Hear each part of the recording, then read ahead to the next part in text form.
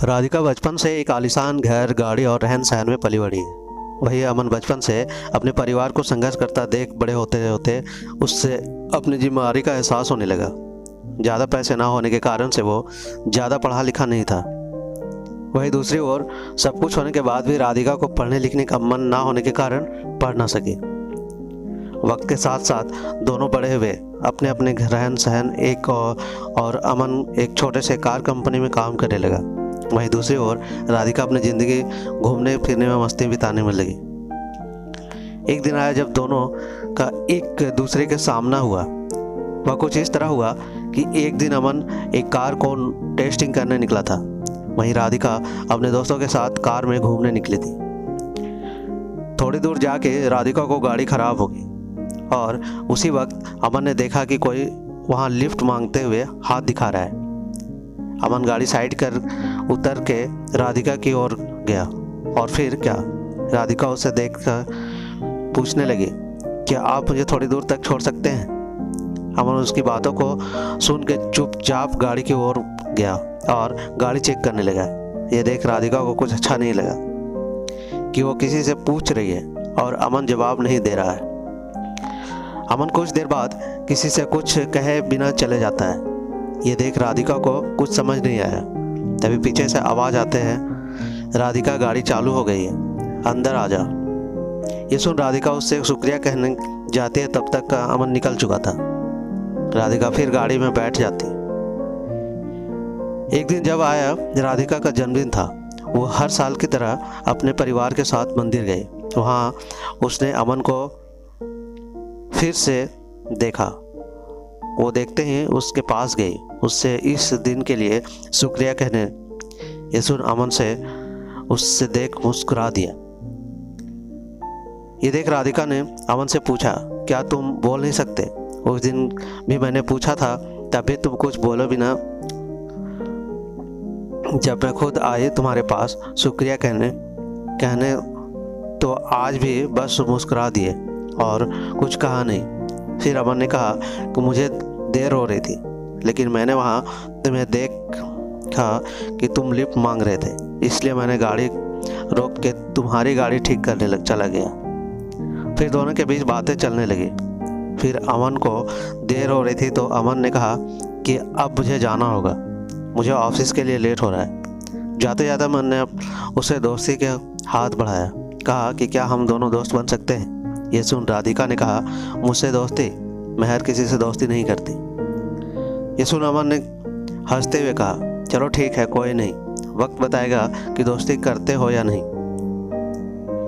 ये बोल के वो चल दिया और वहाँ राधिका भी अपने घर की ओर निकल पड़ी।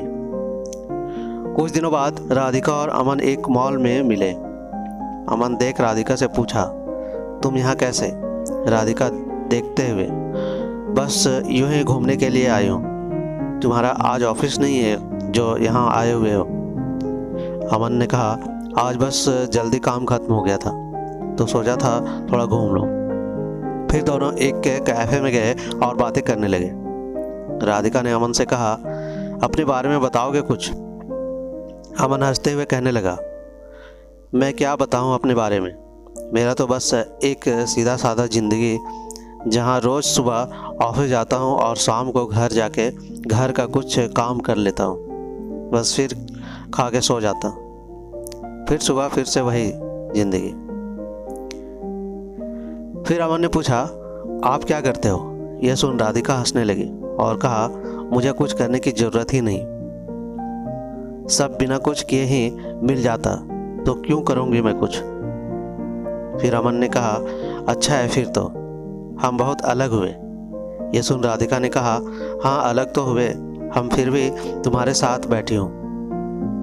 फिर अमन ने कहा, बैठे हो मतलब हम अलग हैं तो सिर्फ रहन सहन से, बाकी हम दोनों एक ही हैं। अगर तुम दिल से किसी को बारे में सोचोगे तो तुम्हें कोई अलग नज़र नहीं आएगा। ये सुन राधिका ने कहा, ये दिल कुछ नहीं होता है। अमन सुनकर मुस्कुराने लगा और कहा, ठीक है, जैसा तुम बोलो। फिर हर कुछ दिनों के बाद दोनों मिलते रहते थे, बातें करते और अपने घर चले जाते। धीरे धीरे दोनों में बातें बढ़ने लगी और दोनों रोज़ मिलने लगे। अमन ऑफिस से निकल के मॉल चला जाता और वहाँ राधिका उसका इंतज़ार करती रहती।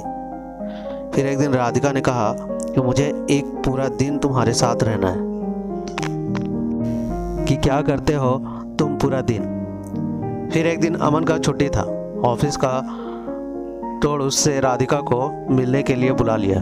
फिर अमन हमेशा की तरह पहले मंदिर गया, फिर वहाँ से आने के बाद मैदान गया जहाँ छोटे छोटे बच्चे खेल रहे थे। वह अमन उसके साथ खेलने लगा। फिर कुछ देर बाद अमन वहाँ से आश्रम गया जहाँ वो हमेशा लोगों को खाना खिलाता, उनका कुछ देख भाल करता, फिर चला जाता। फिर वहाँ से निकलने के बाद अपने घर आया और अपनी माँ को बिठा के घर का बचा हुआ काम खत्म किया। फिर रात हो गई और उसने राधिका को घर छोड़ गया और कहा ये रहता है पूरा छुट्टी का दिन और यही है मेरी आम जिंदगी, जहाँ जितना हो पाता है उतना मैं करने की कोशिश करता हूँ। ये सुन राधिका बिना कुछ कहे चले गई और पूरी रात सोचने रही कि ऐसे भी लोग होते हैं जहाँ अपना छोड़ दूसरे के बारे में इतना सोचते हैं। और एक मैं हूँ जो आज तक अपने माँ पापा की मदद तो दूर, आज तक पूछा भी नहीं कि वह कैसे हैं, वो करते क्या है। ये सब सोच राधिका भावुक हो गई और अपने माँ के पास चली गई। उसने देखा माँ उसके काम कर रही। जैसे ही वो माँ पुकारती है, माँ वहाँ से क्या हुआ, कुछ चाहिए तुम्हें, बोलो।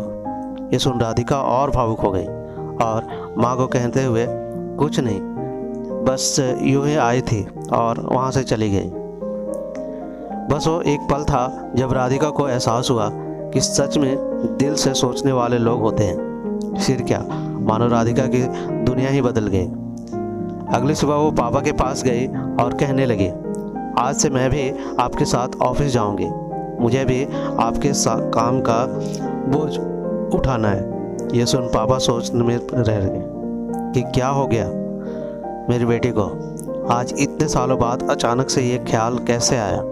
और अंदर ही अंदर खुश भी थे कि उनकी बेटी अब बड़ी हो गई है, अपनी जिम्मेवारी समझने की काबिल बन गई है।